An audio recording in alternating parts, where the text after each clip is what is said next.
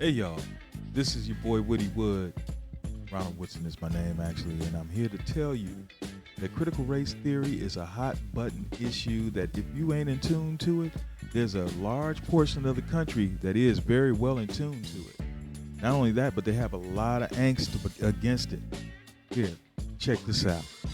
Recently, there has been a lot of concern over one particular thing that people worry that kids are learning. Critical race theory is being taught in our schools. Critical race theory is bunk. Critical race theory is a lie. From the first word to the last, from start to finish. Racist critical race theory. Critical race theory. Critical race theory in the schools and the wokeness. Let me tell you right now, critical race theory is bigoted, it is a lie, and it is every bit as racist as the Klansmen in white sheets. Western culture and values that brought forth Christianity and the founding documents are being called evil and racist. I am not co-parenting with the government.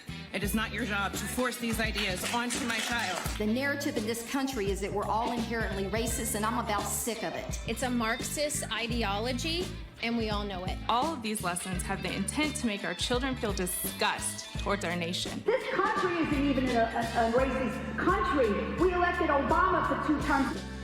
I've never figured out what critical race theory is, to be totally honest, after a year of talking about it. They're teaching that some races are morally superior to others, that some are inherently sinful and some are inherently saintly, and that's immoral to teach that because it's wrong.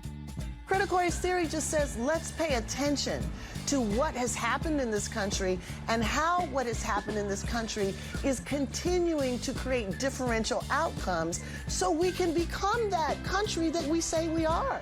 So critical race theory is not anti-patriotic. In fact, it is more patriotic than those who are opposed to it because we believe in the 13th and the 14th and the 15th Amendment.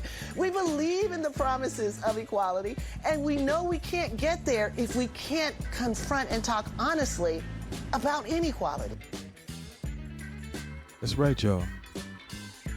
You got to talk about it. You got to have those uncomfortable conversations, and it starts with the children, the young, because the old are already tainted. They've already been biased. They already have their own prejudices that they have to deal with, and then they want to pass them on to their children if left to their own devices.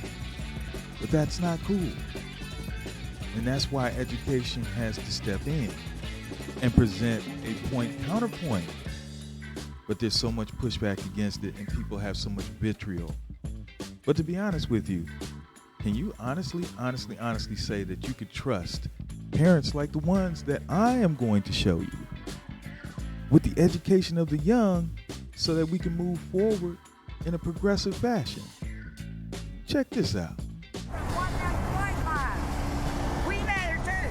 You're a white man. Crazy. You dumb shit. Are you a Marxist? Communist. Domestic terrorist. Why don't you take it to Chicago or New York and hold it up for the Explain to me why Cruz lied A real fucking job. I'm Jesus. Get your ass out of town. That shit don't make shit here. Hey, all lives matter, not just black. You're Caucasian. You're white. You look like a white guy holding a black lives matter sign. What's the deal with that? I'd be ashamed to be a white boy carrying that freaking sign. You're white, aren't you? Oh, boy. So you see, as you can see, plainly, America still has some racist pockets, right? Just because Obama was elected does not mean that all that racist history has just gone out the window. Nah, it's still here. It's still amongst us, and we still got to deal with it, but it starts with the conversation. Critical race theory. George Clinton once said, think. It ain't illegal yet. Not yet. But I'm going to finish this video off with the immortal words of Martin Luther King. Please like and subscribe if you like this kind of content, because I'm going to come at you. And so what is you saying? My name is Ron Woodson, and I'm out. Take it away. Martin Luther King. You can't thingify anything without depersonalizing that something. If you use something as a means to an end, at that moment you make it a thing and you depersonalize it.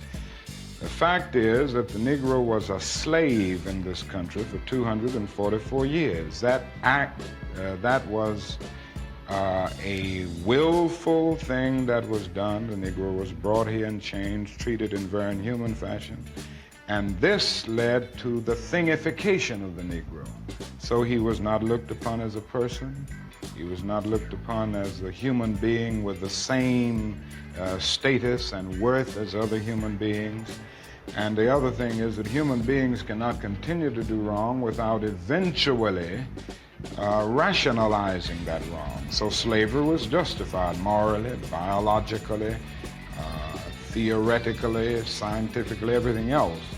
And it seems to me that white America must see that no other ethnic group has been a slave on American soil.